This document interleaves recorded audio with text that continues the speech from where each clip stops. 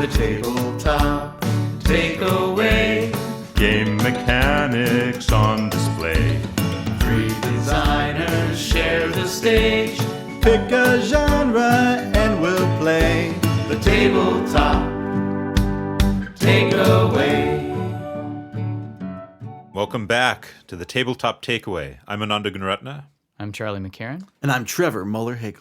And this is our bonus episode for pattern recognition. So that's what we're going to be talking about. Hopefully you've recognized the pattern by now. Yeah. Good Sorry. So pattern recognition games, generally, we've looked at three so far. We looked at Set, we looked at Ricochet Robots, we looked at Factory Funner. The main things that they have in common is you look at something in common in the middle of the table, and you're trying to recognize something about it faster than the other players. In Set, you're trying to find a set, which gets you points. In Ricochet Robots, you're trying to find the best path, the quickest. And in Factory Funner, you're trying to figure out which of the machines that's available is best for your factory before the other people take it first. And I think the real-time aspect is an important part of pattern recognition, because pattern recognition, I think, is a lot about solving a certain type of puzzle. And I think the type of puzzle that's good for pattern recognition games is not necessarily the same as the type that might be fun for a single-player game. Sure. Yeah. And I guess, maybe one thing to talk about is like if you had a game where it was just like solve an arithmetic problem faster than other people, that would not be a compelling game, probably. For a lot of people. Yeah. For some of us, maybe. So I guess what is it that makes this more compelling? Like, what is it that makes finding a set more compelling than solving a math problem? I don't know. Well, yeah, I guess all the games we played are visual in nature. Right. Set is visual, but yet, like, they're just, categories of things versus, like, well, Ricochet Robot's very visual. Yeah. Like, you're Mapping a route. A route. And even Factory Funner is sort of similar, like figuring out a route Sure. on your own. Okay, so you're saying like solving an abstract problem, like a word problem, is maybe not as engaging as solving a visual problem. Maybe, but speaking of word problems, we were just looking up, other pattern recognition games, and Boggle came up. Yeah. Which is like the classic. Boggles Yes. the mind. Yeah. So Boggle, if you haven't played, and you should. I haven't. Go on. Oh, okay. Well, so Boggle is basically you randomly generate by rolling some dice a 4x4 grid of letters. Okay. And then players have, I don't know how long, is it 3 minutes, 1 minute, some amount of time. It's the one that vibrates and then pops? No, Oh, that's a it is different not. one. Okay. So what players do is they write down a list of words that they can spell by tracing out paths on the grid of letters. And then you go and everybody crosses off any words that are shared with other people. Oh. So You're all going for the unique words. right, you're looking for unique words. Okay. Which I guess, you are. So it is real time, and you are recognizing patterns. I guess it is a little interesting. You're trying to recognize unique patterns, not the same things other people are looking for. But I think it would probably fit. Yeah. It's almost inverted a little bit too, I think, from like Ricochet Robots, where you're trying to find the shortest path. But there, you may be trying to find a longer word that works because that may be harder for people to find. Yeah. Well, I think the main thing that makes it different than the games that we looked at is it's about finding as many answers as possible. Oh, sure. As opposed to finding the best answer. Sure. Because the three games we looked at, like Set, there are objectively right answers that you're trying to find. Right. Ricochet Robots, some answers are better than others. Factory Funner, there's probably an optimal answer for your factory. But in Boggle, you're just trying to find as many answers as you can as fast as possible. So that's a little bit different of a focus. Sure. Mm-hmm. Another game that came up, which I think is a fun design, Cobra Paw. you roll out 2 dice, and then whatever the combo of those 2 dice is, there's one tile out there that represents those 2 things, like Oh, I dominoes, see. Yeah. essentially.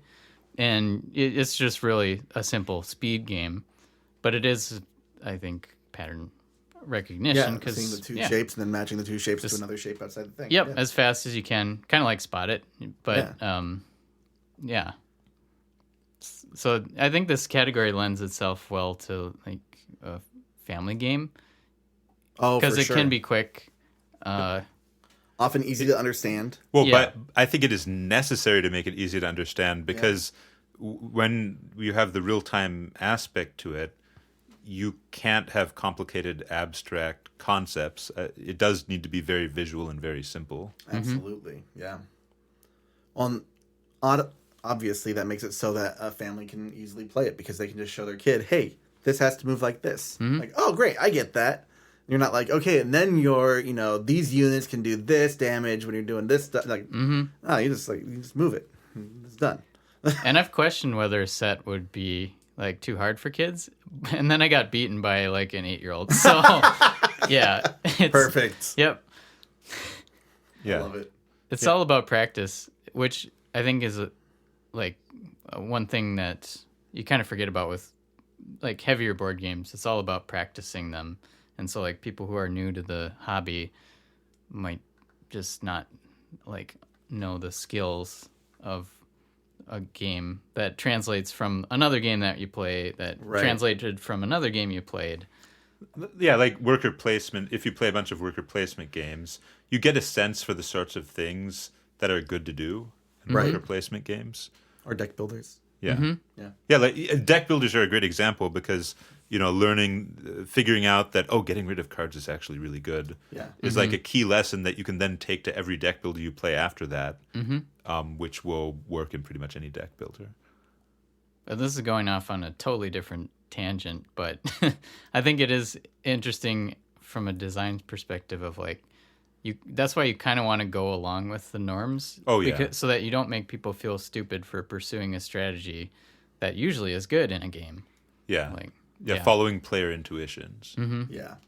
But then in a pattern recognition game though, like what skills are transferable then? Like if you want to go from set to Spot It, for example. And we did touch on that while we were doing the set episode, but I think being able to take in as much as you can in one glance and being able to use that kind of soft focus to really like see the whole picture instead of card by card. Sure, so sort of visual techniques or perceptual techniques. Yeah. And I think there's a mental agility that, like, it's kind of nice doing these games because you work out some of your stress of, like, well, maybe it makes you more stressed, but it's like there's times when it's like you get down on yourself, like, I'm never going to find another set. And that in and of itself, like, clouds your mind. Yeah. It's like you got to be in a Zen mode when you're playing these games. You must be at peace with yourself. Yeah, exactly. Yeah. Yeah. So I guess this is circling back a little bit, but setting up puzzles for a group of people to all compete over at the same time, how does that differ from setting up puzzles for just one person? Like if you're just making a puzzle as opposed to making a competitive real-time puzzle? That's a good question.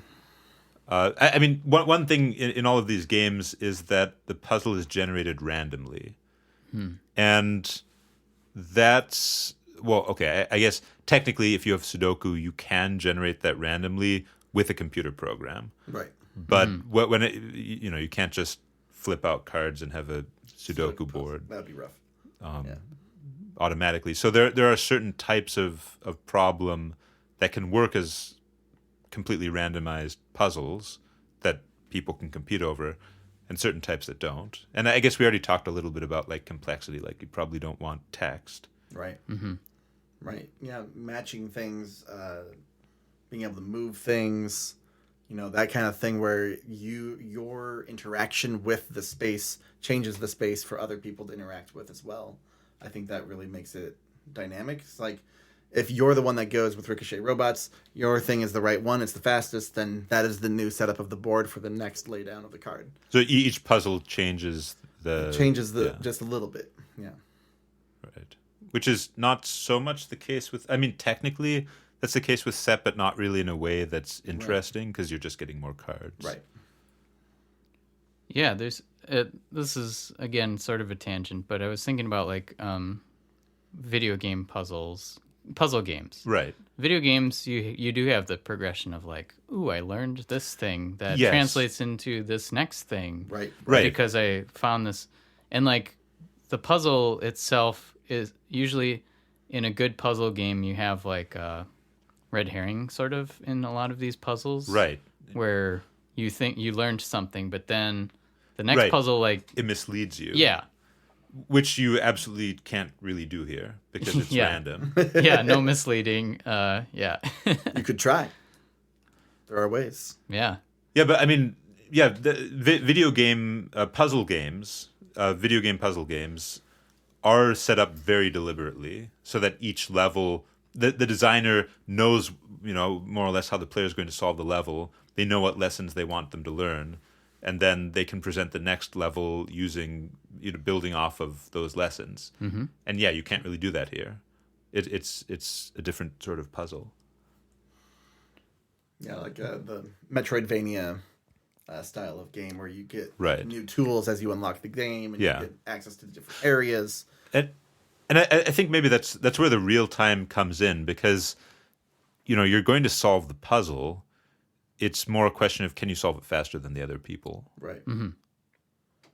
It feels way easier to design than the other type of puzzle, like in a video game. Right. I think so, yeah, because you have to rely on the game to generate the puzzle rather than crafting it. Yeah. I think there's also like, with the exception of Factory Funner, there was no like these are my pieces, this is what I own. It was all free for all, and so being able to create a state for a game where there may be pieces on the board or there may be things on the board or things happening, but no one owns anything. I think that's a really important part for these kind of pattern recognition games because you just need to have that shared space. Mm-hmm. Yeah. So having talked about this, what would you guys use in a future game, or what do you think you would try? I love the movement of Ricochet Robots. Independent of any other games that might be using that for any other reason. Yeah. Yeah. But yeah, I actually designed a game a while back that was part of my Simple Game series, and it was, I called it Ricochet something or something Ricochet. Maybe Chess Ricochet. I don't remember. But it was potentially even like 4-player free-for-all of chess pieces knocking each other off the board. It was a lot of fun, but very chaotic. Nice. Yeah. But I really like the idea of just like you activate something, it does the thing. Instead of like having this like unique abilities and all these things, just like you activate it, it does the thing, that's what it does every time. Yeah. Yeah. I like that simplicity. Yeah. Yeah. In terms of things that I would take away from my own games, I mean, I already previously, I think last episode mentioned, for tile placement games, having connectors instead of just the whole tile. But besides that, I think also just the idea of, okay, you have some sort of cool movement mechanic, and then just build a game around who can use that movement mechanic most efficiently to get things where they need to go. That seems like a formula that could work pretty well. With different movement mechanics besides the sliding one. Yeah. The sliding one we're all enamored with, I think, though, because I have also used one in a game that's coming out. But I came to it not really thinking about Ricochet Robots. I came to it because it's ice themed and, the sliding around. Ananda, you mentioned Pokemon. Pokemon Ice Caves. That's the one that people are, I guess, most likely to be familiar with. Yeah. But yeah, ice sliding mechanics, always more fun than just... Oh, yeah. any movement game that's just like, oh, I'm always going to just move one for one is sometimes kind of boring. Yeah. So, Yeah, I mean, I think what's really great about ice sliding is that it's not so because you don't necessarily want to move the whole distance. There are times. So okay, with normal movement mechanics, moving further is usually better because you have so much control over your movement. But with ice sliding mechanics, sometimes you're going to overshoot, and that's bad. And that's really cool because there are times when you're going too far and you actually just want to go a very short distance, and it's very difficult to go a short distance, whereas it's very easy to go a long distance. Right. well, that's like the joy in the robot. What's the original Richard Garfield robots game? And Robo Rally. Robo Rally, yeah. Because that's the joy in it. You don't have much control over you thought you had a good plan, and then your robots just go all over the place. Yes. And Because you didn't account for what other people would do. right. Yeah. Assuming you have enough players. I think if you have like 2 or 3 players, when you have 8 players, that game is fantastic. Just because of the sheer chaos. Yeah. So, anyways, I told you what I would take away because I already did. But I think I would be inspired now to try making specifically a pattern recognition game like Set or Ricochet Robots, where you are just thinking it through in your head. Sure. Who can do it faster or in a better way? Yeah, I really want to try that. Yeah, it'd be interesting to have like a competitive game like that. I haven't done that before. All of mine are very like combo based or card based that are like intense rules or I really like the idea of having a time trial, so to speak. Yeah. I do have another game that's coming out that's going to be a lot of things on the table that everyone's looking at the same time.